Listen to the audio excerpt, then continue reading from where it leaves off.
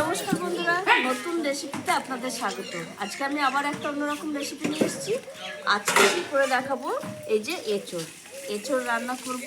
এঁচোড়টা মাছ দিয়ে রান্না করব না, এমনি রান্না করব পেঁয়াজ রসুন দিয়ে মাংসের মতো করে। আর এই দেখুন এঁচোড় নিয়ে নিয়েছি, এটা 800 মতো এঁচোড় আছে। এখন এঁচোড়ের খুব দাম, তাই অল্পই নিয়েছি। আর দেখুন এঁচোড়টা এত সুন্দর, না পাকা না কচি, মানে একদম কচিও না একদম ইয়েও না, সামান্য সামান্য বীজ হয়েছে। এই এঁচোড়টা আমি এখন কেটে নেবো। আর এঁচোড় আলু দিয়ে রান্না করবো, ওই জন্য আলুও নিয়ে নিয়েছি। প্রথমে আমি হাতে একটু সর্ষের তেল মাখিয়ে নেব।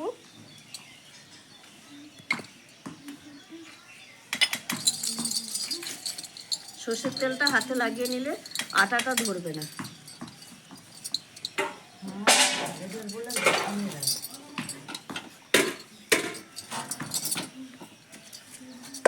এরকম পিস পিস করে নেবো। এই দেখুন কত সুন্দর এটা।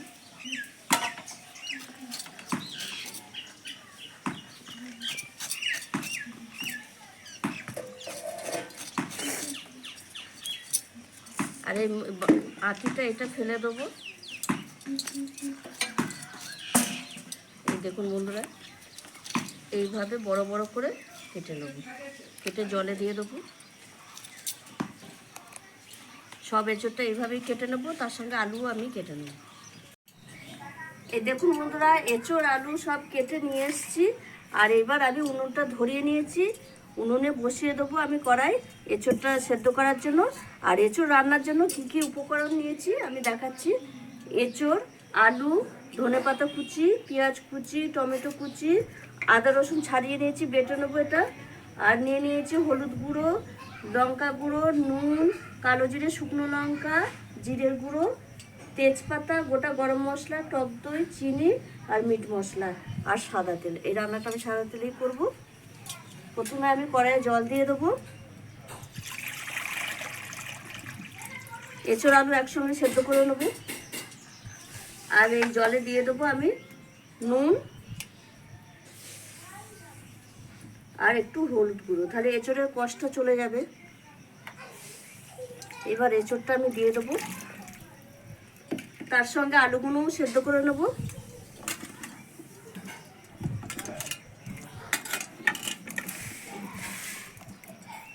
দিয়ে আমি ঢাকা দিয়ে দেবো। এই এঁচোড় আলু সেদ্ধ হতে হতে আমি আদা রসুন বেটে নিয়ে আসবো।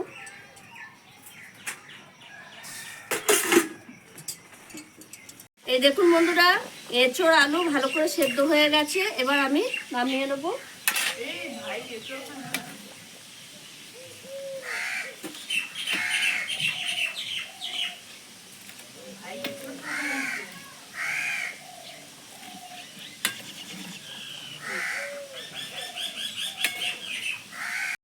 কড়াইয়ে দিয়ে দেবো সাদা তেল,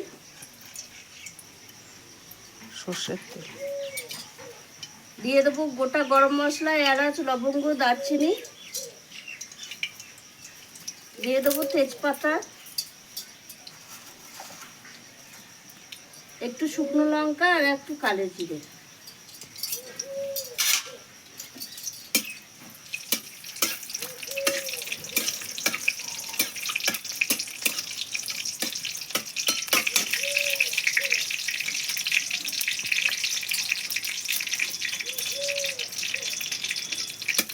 এবার আমি দিয়ে দেবো পেঁয়াজ কুচি। পেঁয়াজটা একটু ভাজা ভাজা হবে, তারপরে এঁচোড় দেব।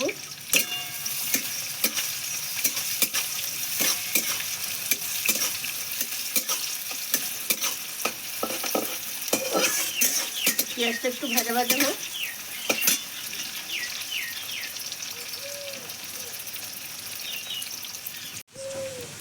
পেঁয়াজটা হালকা ভাজা হয়ে গেছে। এবার আমি এঁচোড় আর আলু দিয়ে ভালো করে ভেজে নেবো পেঁয়াজের সঙ্গে।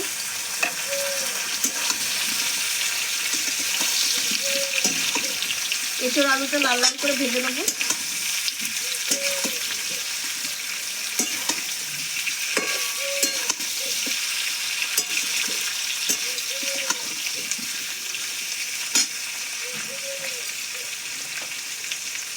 এর মধ্যে আমি দিয়ে দেবো স্বাদ মতো নুন।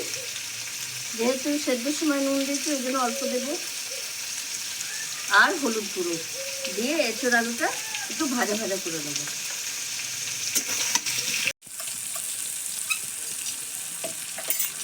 আর দিয়ে দেবো টমেটো কুচি,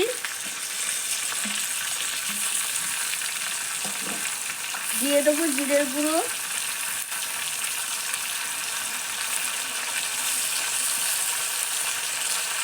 লঙ্কার গুঁড়ো দিয়ে মশলার সঙ্গে একটু ভালো করে কষিয়ে নেব।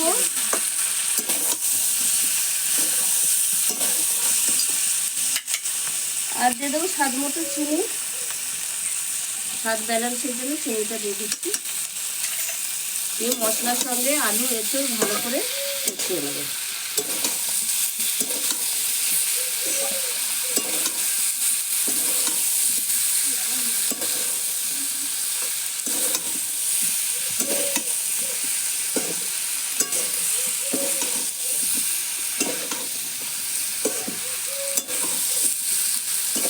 ভালো করে কষিয়ে নেব, আর একটু কষা হবে।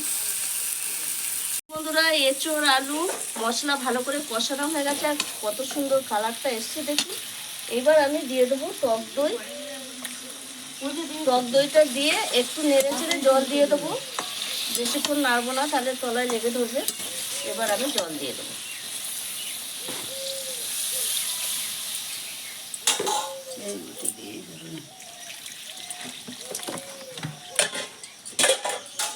এবার আমি ঢাকা দিয়ে দেবো।